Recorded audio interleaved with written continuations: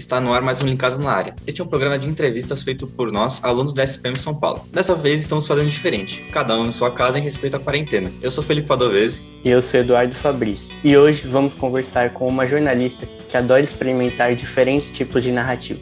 Ela foi redatora da revista Abril e hoje faz parte da equipe de jornalismo do Profissão Repórter desde 2010. Além disso, foi roteirista dos documentários Marielle, Cercados e diretora dos curtas documentais Muro e A Vida que Eu Sonhava Ter. E aqui conosco hoje, Eliane Scardovelli. Obrigado, Eliane, por participar do nosso programa. Obrigada, Felipe. Obrigada, Eduardo. É um prazer estar aqui com vocês. Agora roda a vinheta que daqui a pouco tem mais Eliane Scardovelli para vocês.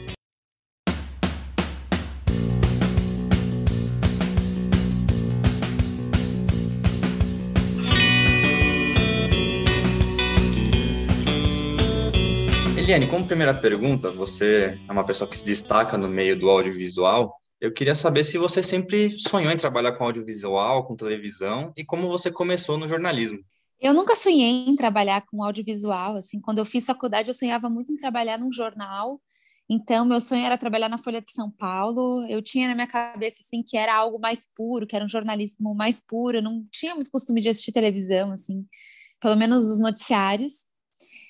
Mas isso mudou quando eu entrei na Globo em 2009 como estagiária, e aí eu pude experimentar um pouquinho de cada lugar na redação, assim. Então eu passei pela mesa de chefia de reportagem, pela produção de alguns jornais, acabei passando pelo Profissão Repórter também, e foi lá que eu me apaixonei pelo audiovisual e comecei a trabalhar lá em 2010. E o audiovisual, ele me levou para outros lugares, né? Então, eu consigo fazer jornalismo, mas também consigo fazer documentário. Então, eu realmente me apaixonei, assim, pela TV e, mais do que pela TV, por formas diferentes de experimentar narrativas, né?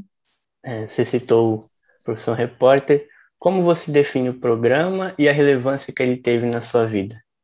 O Profissão Repórter, ele é um programa em que a gente pode ser muito livre para fazer reportagem. A gente tem muito domínio do processo inteiro. Então, nós, repórteres do Profissão Repórter, produzimos, editamos. Então, não existe a figura do produtor. Existem os editores que já pegam o material que a gente já cortou, né? Então, a gente tem um nível de autonomia muito grande e é a minha escola de jornalismo.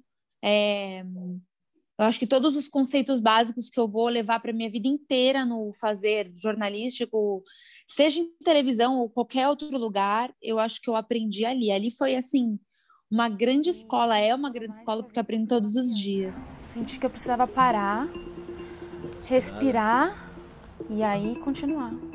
E falando sobre formato, já aproveitando, a gente vive numa época de multitelas, né? Então, começou lá só com impresso, jornal impresso, aí veio o rádio, depois veio a televisão e, posteriormente à televisão, veio o celular, o computador. Queria perguntar para você como que mudou essa sua forma de trabalhar com esse sistema de multitelas que a gente chama. Bom, a gente hoje não pensa tanto como estou fazendo um produto para a TV, né? Eu estou fazendo um produto que ele é multiplataforma. Então, tem muita gente que assiste Profissão Repórter no dia seguinte pelo Globoplay, por exemplo, né? E tem muita gente que assiste Profissão Repórter ao lado do celular.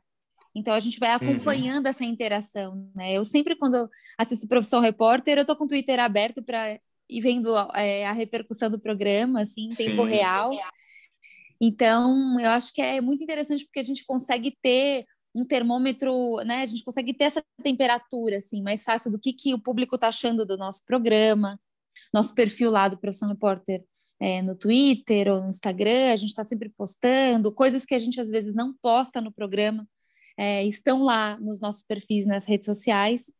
Então, eu acho que é muito interessante porque eu acho que amplia, sabe, a nossa ação, assim. Gosto muito de poder trabalhar com várias plataformas. Agora, ainda um pouco mais sobre os formatos que você trabalha. Qual a diferença de uma reportagem especial para um documentário jornalístico no quesito apuração, produção, na forma como a notícia é dada? A diferença maior eu enxergo que é em relação ao tempo das coisas, assim, sabe?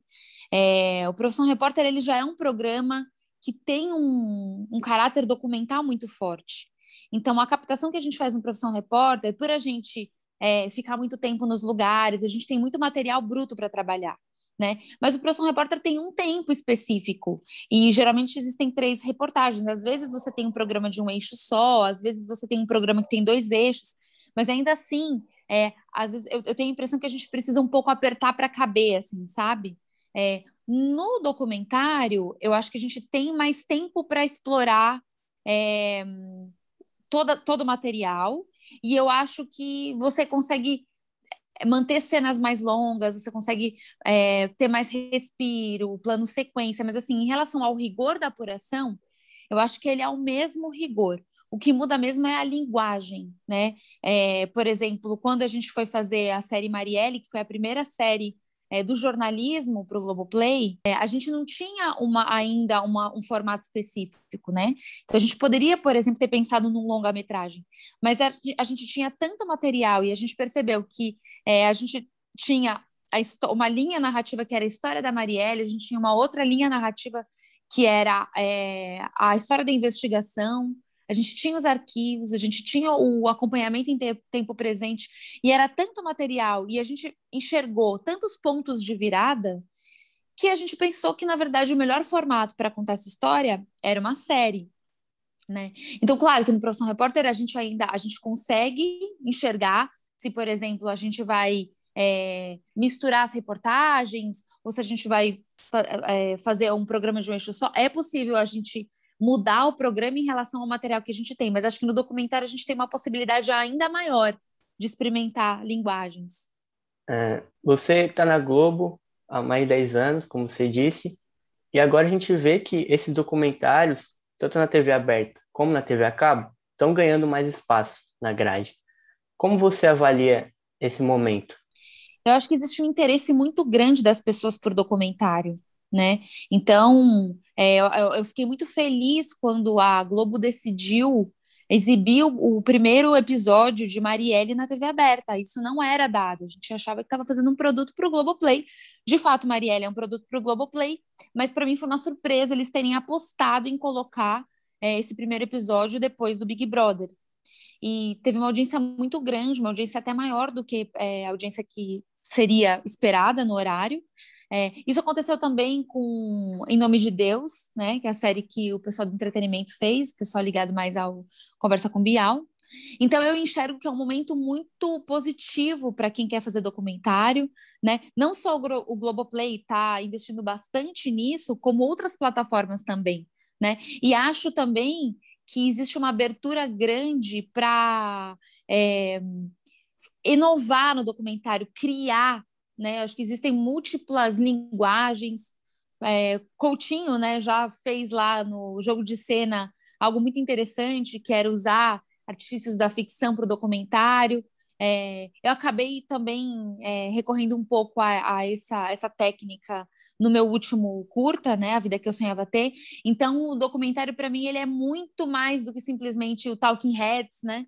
Que, claro, são documentários ótimos, pessoas falando, um vai passando para o outro, mas a gente gosta muito de realmente experimentar linguagens, e eu acho que também algo que está muito presente em Marielle e também muito presente em Cercados é uma característica muito forte do Profissão Repórter, que a gente aprendeu lá com o Caco e que a gente leva, eu e o Caio, para onde a gente for, que é mostrar em tempo real as coisas, né? Então, você tem chance de ter falas muito mais espontâneas. Às vezes, as ações, os silêncios, eles dizem mais do que as entrevistas paradas.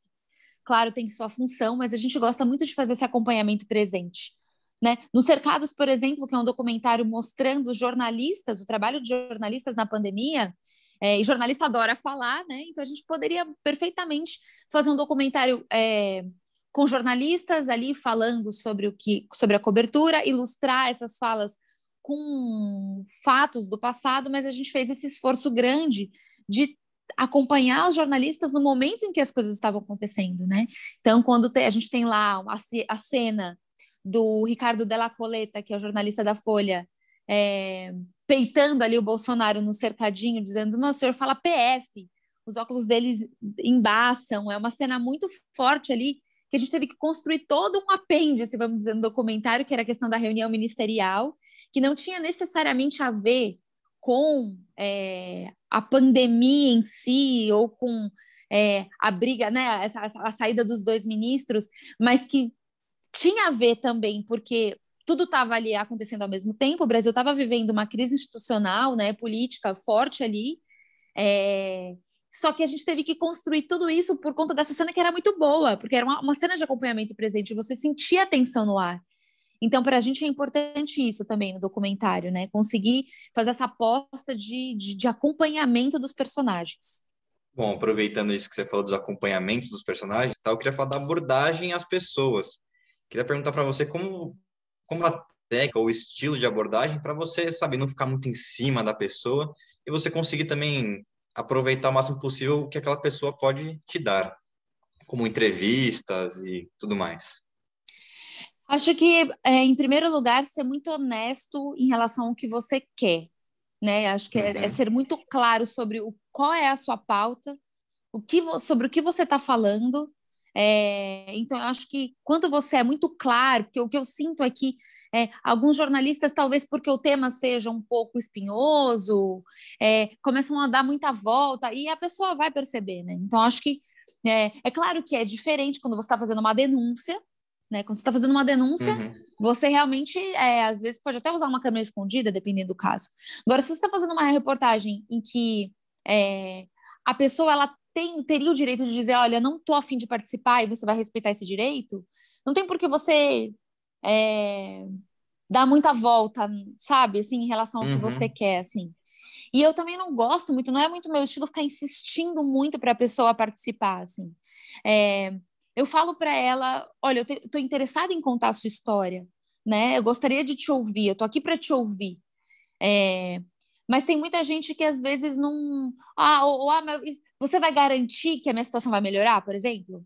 Eu não posso dar essas garantias, a gente não tem garantia nenhuma, né? Então, assim, é ser honesto e dizer, olha, o meu papel aqui é te ouvir, você quer ser ouvido? E, assim, o que eu percebo é que quando você está ali de coração aberto e quando você não está tentando induzir uma entrevista, ou quando você não está tentando colocar palavras na boca do seu entrevistado e você está ali numa posição de realmente ouvinte, né?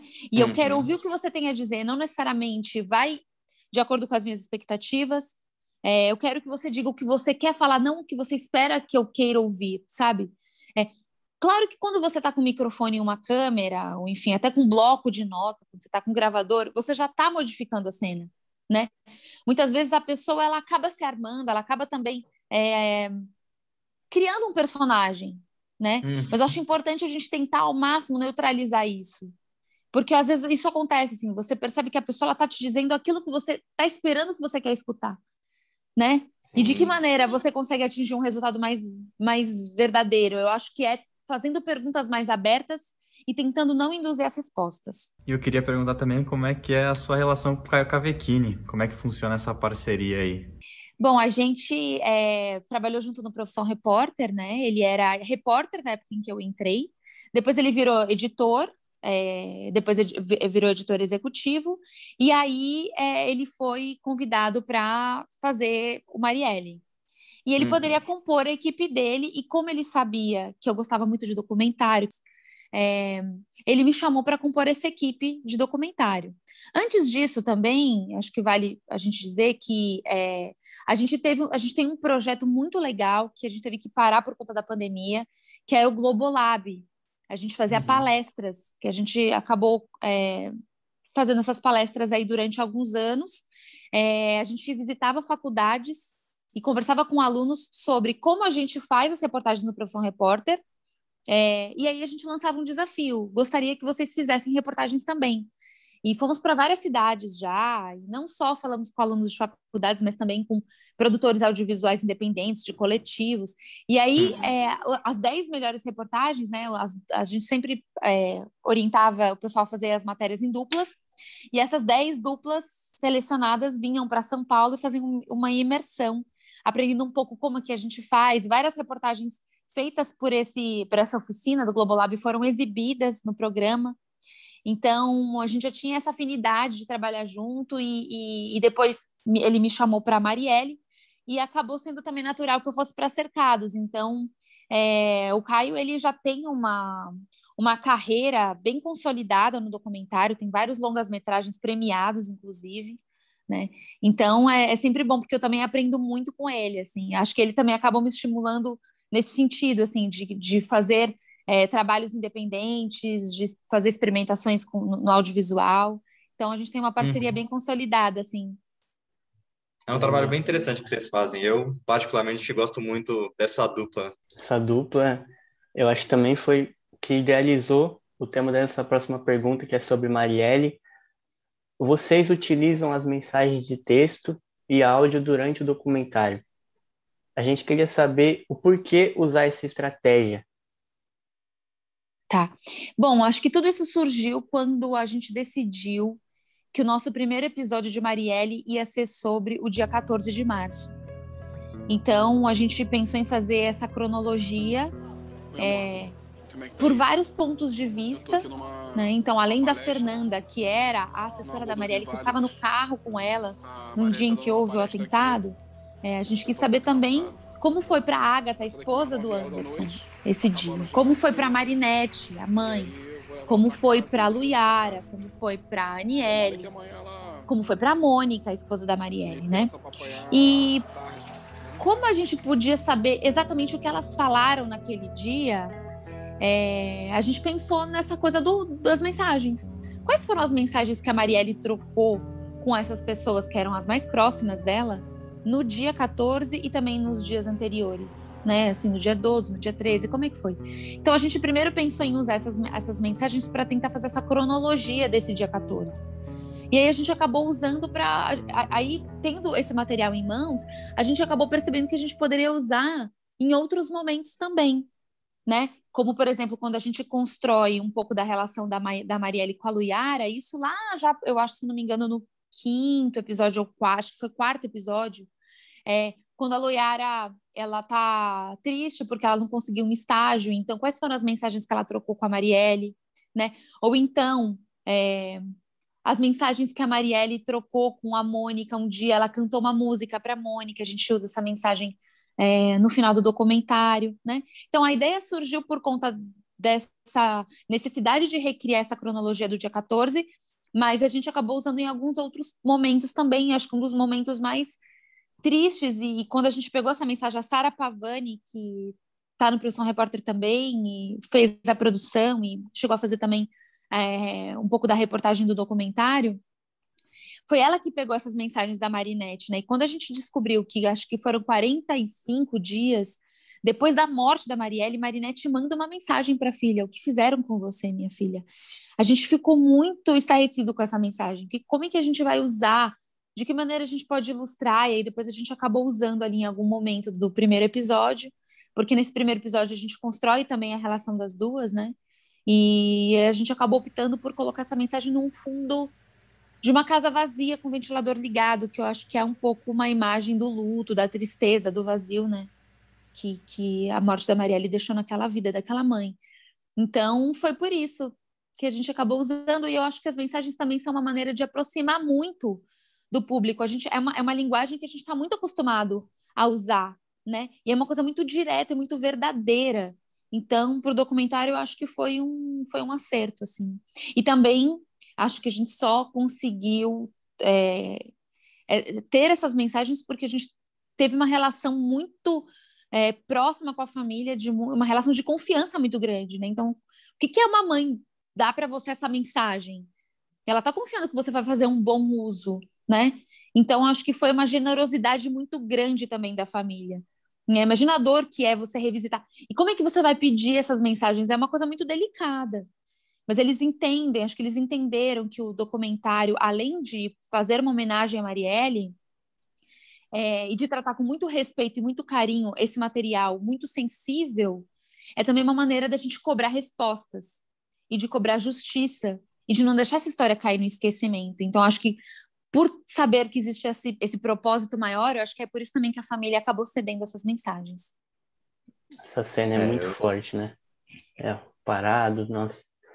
Quando eu tava assistindo, tipo, eu pausei um pouquinho nessa cena e falei, caramba, impacta muito.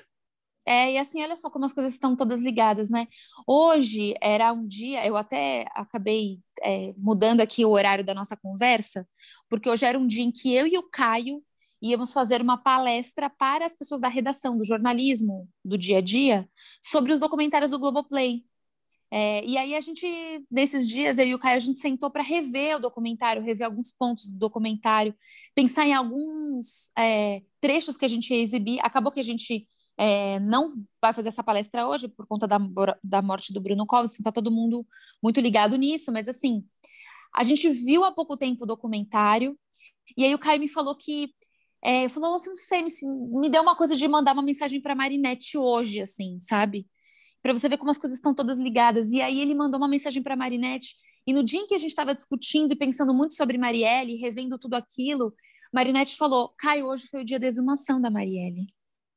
Foi o dia em que a gente abriu o caixão, o dia que a gente viu os ossos dela, a gente viu como estava o cabelo dela, sabe?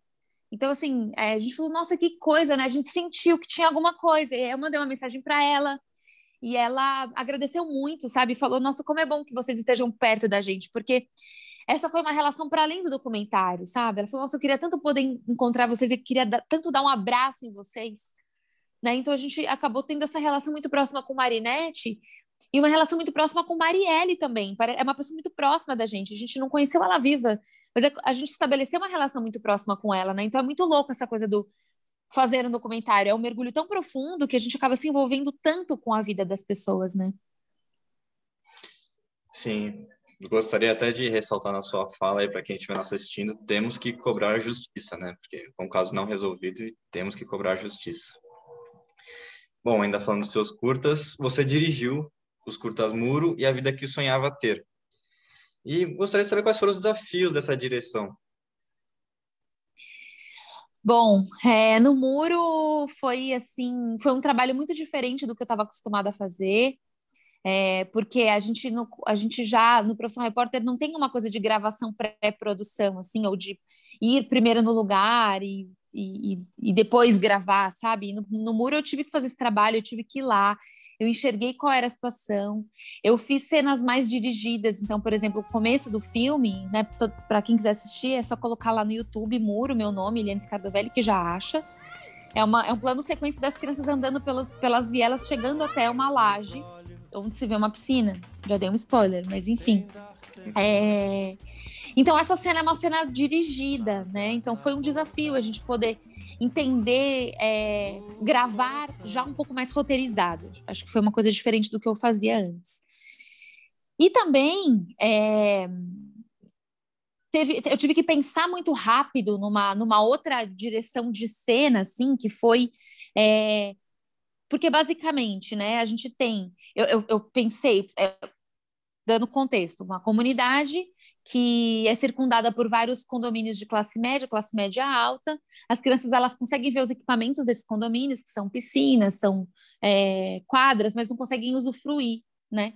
E aí existia uma história de que a prefeitura queria tirar essa comunidade de lá, e a comunidade, né, as pessoas da comunidade me disseram que os síndicos do condomínio, as pessoas que moram no condomínio, estavam se articulando com a prefeitura justamente para tirá-los de lá.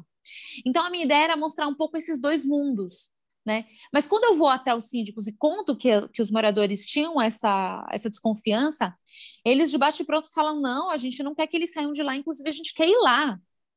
Então, essa visita dos síndicos até a comunidade não foi algo planejado, né? Então, aí a gente vai acompanhando, e como é bom quando isso acontece, quando coisas que saem do roteiro permitem um salto no documentário, né? E aí, quando eles vão até lá e conversam com o Lobão, que é uma dessas pessoas da comunidade que disse que, olha, eles querem tirar a gente daqui, eles não gostam da gente, e quando eles se explicam, olha, não é nada disso, parece que o conflito que existe ali, que é um conflito de classes, é um conflito, são os conflitos, né, que são trazidos pela desigualdade social, parece que eles se encerram ali. Aí eu tive que pensar muito rápido para que isso não acontecesse. O conflito continua, né? Então eu não vou falar, porque também não quero estragar Spoiler, a né? melhor cena do filme, mas acho que é a coisa do pensar rápido e construir uma situação, né? Eu tive que construir uma situação Então, esse foi um desafio enorme do Muro. Em relação à vida que eu sonhava ter, o desafio foi, durante uma pandemia, ter um material muito rico, que eram entrevistas em áudio, áudios muito reveladores, e acho que só consegui esse nível de intimidade com essas senhoras que eu entrevistei, falam sobre vida sexual, né? Então, assim, falam muitos detalhes íntimos. Eu acho que talvez com uma câmera na cara delas eu não conseguiria esse resultado. Então, eu tinha áudios.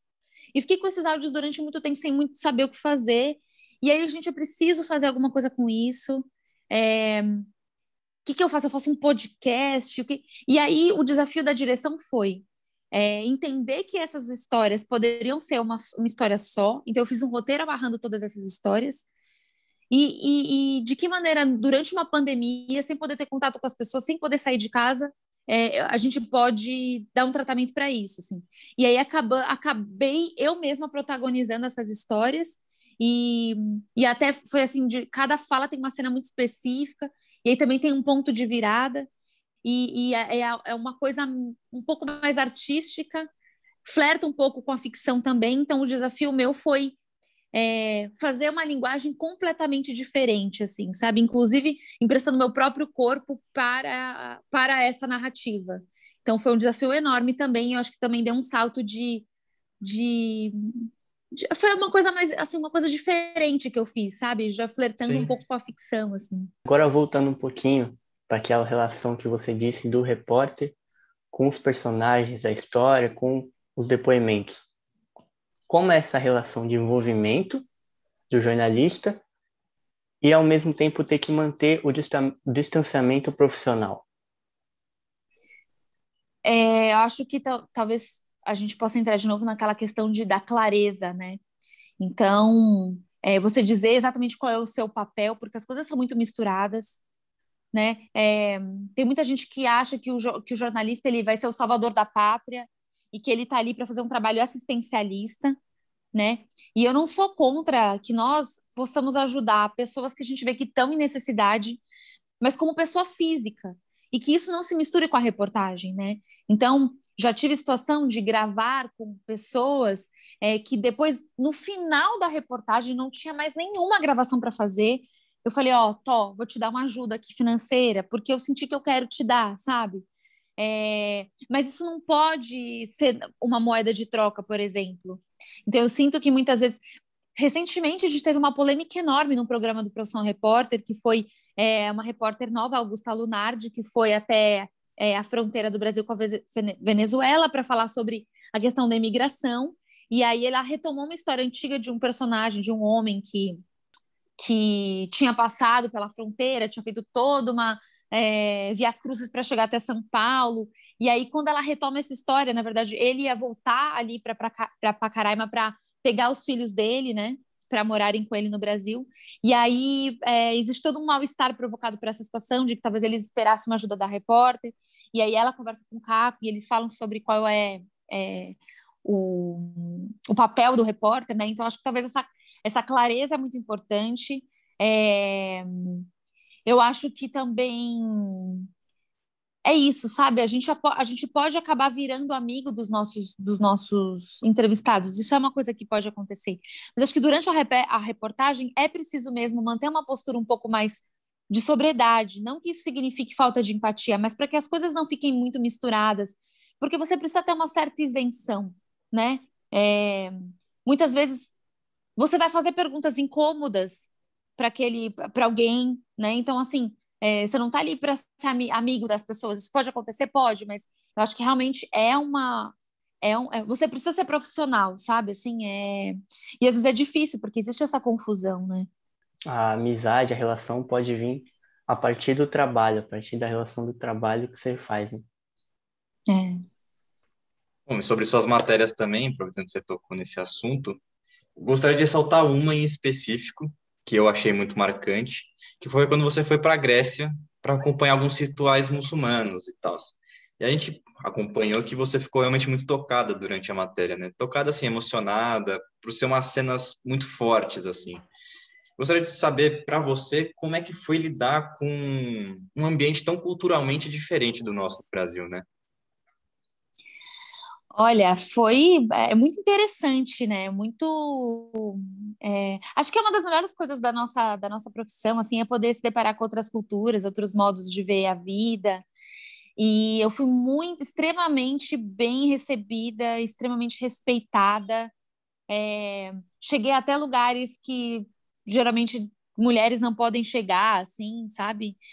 Mas claro que existirão algumas barreiras. Então, por exemplo, no momento do ritual em que eles se preparavam ali dentro da mesquita, eu não era permitida, né? Não era permitida a minha presença. Então, o Rafael, que é meu marido, que também fez essa reportagem comigo, ele era a única pessoa, né, por ser homem, que poderia ficar ali na hora em que eles estavam fazendo esse ritual pré-dia de Ashura, né? Porque são 10 Uhum. dias em que eles relembram a morte do neto do Maomé, né? E aí eles querem sentir a dor que ele sentiu, né? Então eles batem no peito, eles vão se preparando até o dia que é o dia da morte, né? E aí eles se batem com as facas mesmo, né?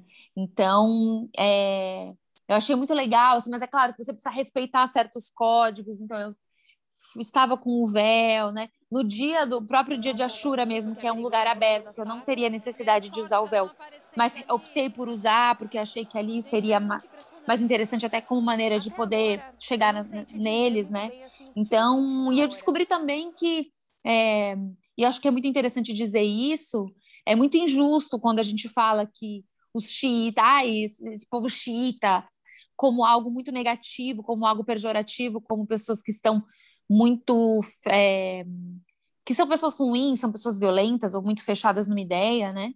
É, e aí eu percebi que, na verdade, não, assim, claro que existem pessoas xiitas violentas, como existem pessoas sunitas, como existem brasileiros católicos evangélicos que são pessoas violentas, então, assim, e eles deixaram isso muito claro, né? Ó, isso aqui é uma escolha do nosso grupo, mas é um modo de vivenciar esse luto, mas ao mesmo tempo eu não vou bater em ninguém, eu não quero causar dor em ninguém, né? Então, foi muito interessante, assim, eu fui muito, muito bem recebida e muito respeitada por eles. Isso é muito interessante também. O ativismo cultural, né? Aprendemos isso também. Agora uma pergunta mais, para finalizar, uma pergunta mais atual. Como tem sido as coberturas durante a pandemia? Olha, a gente tem que seguir todos os protocolos de segurança, né? Então, assim, o distanciamento, a questão da máscara, álcool gel o tempo inteiro. Não podemos entrar em hospitais, por exemplo, que acabou limitando um pouco, né, a nossa atuação, mas ao mesmo tempo também trouxe uma linguagem muito nova, que é essa coisa em vários momentos, né, no Profissão Repórter, a gente dá uma GoPro, uma câmera para os médicos, e os médicos conseguem mostrar a partir do olhar deles mesmo a rotina, e a gente acaba se deparando com cenas até muito mais chocantes do que as cenas que a gente talvez captaria como repórter lá dentro, né? A gente até chegou a usar um material desse tipo que a Dani Zampolo gravou também, no ano passado a gente usou nos cercados, né? É, e assim, eu acho que o nosso trabalho, ele é, obviamente, fundamental, imprescindível, mas você sente um senso de urgência, parece que essa necessidade, essa importância, ela cresce exponencialmente num momento agudo como esse, né? Porque é nesse momento que a gente sente que a gente de fato precisa estar nos lugares, de fato a gente precisa mostrar, e não são só os desdobramentos em relação à saúde, então essa crise que a gente vivenciou, é, falta de leitos nos hospitais, mas também todos os problemas decorrentes, né, que tem muito a ver com o empobrecimento da população, com o aumento das desigualdades sociais, com a fome. Então, todos esses temas, eles estão contemplados no Profissão Repórter, né? Inclusive, por exemplo, agora, na terça-feira, amanhã, a gente tem um programa sobre auxílio emergencial e a gente vai ver como essas pessoas dependem desse dinheiro, o que você faz com R$ 300, assim, sabe? Então, assim, é um pouco isso o nosso programa. Então, a necessidade da gente estar cada vez, sabe, mais próximo das pessoas, assim, claro, mantendo a distância, mas nos lugares em que a gente tem que estar. E E é isso, assim, a gente não pode parar, assim, sabe? A gente precisa continuar e, obviamente, se cuidando, obviamente, respeitando todos os limites, mas eu sinto que é isso, que, assim, a gente tem uma oportunidade de salvar vidas, né? De alertar a população de coisas importantes, o andamento das vacinas, como se proteger, mas também promover um debate político, público importante, assim, por meio desses subsídios que a gente vai levando através das reportagens, né? Bom, Eliane, infelizmente nosso tempo acabou. Você que não está nos assistindo, não se esqueça de mandar temas no Facebook da SPM. E gostaria de agradecer você, Eliane, por uma entrevista maravilhosa como essa. Obrigada, gente. Obrigada mesmo. Desejo muita sorte para vocês, muita garra, para que vocês tenham uma carreira brilhante e também possam fazer a diferença aí no nosso país. A gente está precisando de ótimos jornalistas.